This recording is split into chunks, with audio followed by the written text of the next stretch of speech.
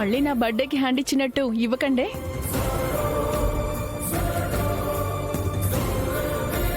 అప్పుడే పెళ్ళా? అబ్బాయి ఎవరు మేఘనా? అదెవరో నా బర్త్డేకి వచ్చుంటే మీకే తెలిసేది సార్.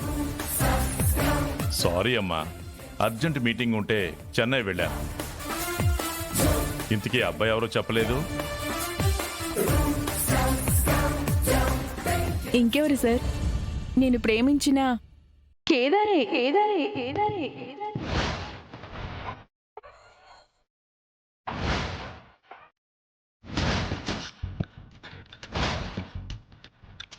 కేదార్ని నువ్వు పెళ్లి చేసుకోవడం ఏంటి? ఏ సార్, ఎందుకు చేసుకోకూడదు?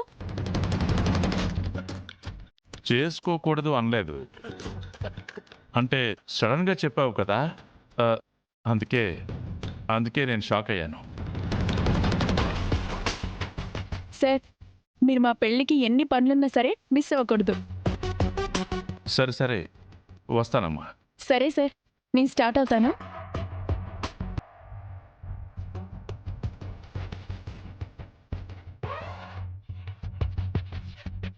ఇవాళకి తప్పించుకున్నావు. నెక్స్ట్ టైం తనెవరో చూపించే వరకు నేను అస్సలు వదిలిపెట్టను. బాయ్ కేదార్, నేను ఇంటికి వెళ్ళి కాల్ చేస్తా.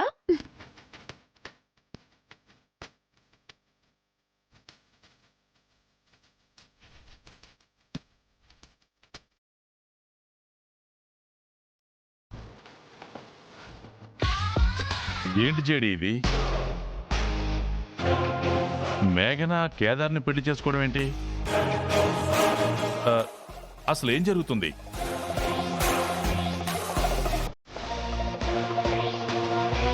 మంచి రోజు చూసి నా కాబోయే అల్లుడిని పరిచయం చేద్దాం అనుకున్నాను.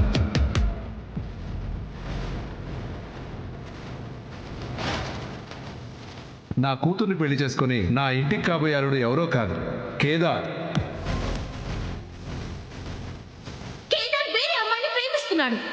అది సార్ జరిగింది. ఓ మై గాడ్, ఇప్పుడు కేదార్కి ఆల్రెడీ పెళ్ళైన విషయం ఐజీకి తెలిసిన, మేఘనాకు తెలిసిన చాలా ప్రాబ్లం అవుతుంది కదా జేడి. అది తెలియకుండా చాలా జాగ్రత్త పడుతున్నాం సార్. ప్రస్తుతానికి తెలియకపోయినా ఎప్పటికైనా తెలియాలి కదా కేదార్.